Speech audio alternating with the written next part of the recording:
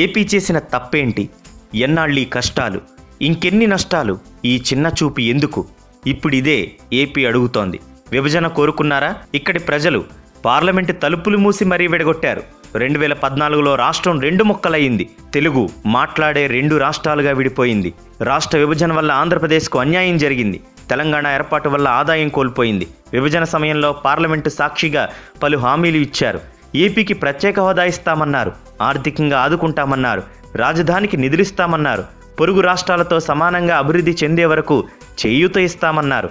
కానీ ఇప్పుడు మాట తప్పారు. సాకుల పేరుతో సాయం ఆపేశారు. 14వ ఆర్థిక సంఘం సిఫార్సు చేసిందని ప్రత్యేక హోదా సాధ్యం కాదంటున్నారు. $500 కోట్ల అమరావతి ప్రాజెక్టుకు 2500 కోట్లకు మించి ఇవ్వలేకపోయారు. జాతీయ ప్రాజెక్ట్ అయిన పోలవరానికి నిధులు ఇచ్చేందుకు 1,00,000 కొర్రీలు పెడుతున్నారు. 60% మంది వ్యవసాయం మీదే ఆధారపడి బతుకుతున్న ఏపీలో సాగునీటి ప్రాజెక్టులకు సాయం చేయడానికి కేంద్రం ముందుకు రావడం లేదు. ఏపీ భవిష్యత్తుతో రాజకీయాలు చేస్తున్నారు. ప్రతిపక్షాలకు ప్రతిబంధకాలు సృష్టిస్తున్నాయి. అడుగడుగునా అడ్డుపడుతున్నాయి. అభివృద్ధి విషయంలో కలిసి రాకుండా ఆరోపణలు చేస్తున్నాయి.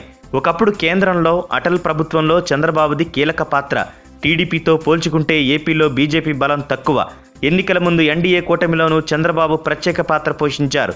అయినప్పటికీ కేంద్రంలో అధికారంలో ఉన్న బీజేపీ ఏపీకి సాయం విషయంలో సాగదీస్తోంది. అదృష్టవశాత్తు కష్టాల్లో ఉన్న ఏపీకి చంద్రబాబు రూపంలో సమర్థవంతమైన నాయకత్వం దొరికింది.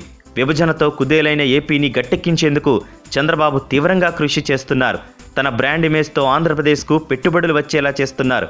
ఇచ్చిన హామీలను అమలు చేయాల్సిన కేంద్రం ఇప్పుడు మాట మార్చితే, రాష్ట్రాలకు రావాల్సిన హక్కులకు అడ్డుపడితే ఏపీ ఏం చేయాలి? ఏపీ ఈ దేశంలో భాగం కాదా? ఇదేమన్నా ప్రత్యేక దేశమా?